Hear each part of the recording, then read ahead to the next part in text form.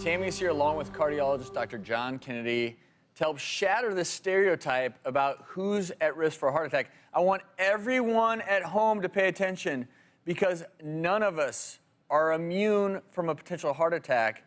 And you're the picture of health. Everything seems great. You don't smoke, you exercise regularly. But let's talk about what scares you in terms of what you just saw in that tape piece. Yeah, what really worries me about this, Travis, is that Tammy is this healthy woman. She exercises, she diets, she cruises through her life at breakneck speed. She's balancing her career life with her family life, and she's stressed out, just like many of the viewers that are out there today. And stress, I've studied it, is really, really bad for your heart. Heart disease is the #1 killer for women in the United States. Wow. And it's the day in, day out stressors. Stressing with your kids, all that stuff can add up over time to increase your risk of a heart attack. There's two kinds of stress. There's acute stress, which is sudden stress, and then there's this long-term stress. And I'm going to show you examples of both of those and how they affect our heart. So acute stress, it's this sudden stress.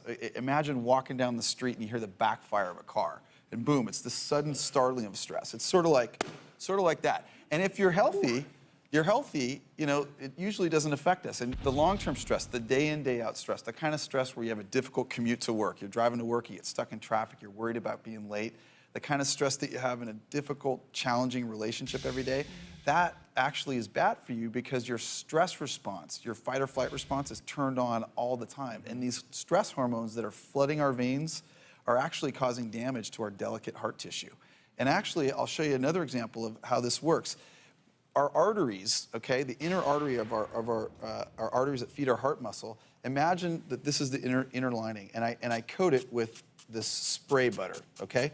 And imagine how this spray butter is just like the cholesterol and the plaque buildup in the arteries. It weakens the blood vessel, okay?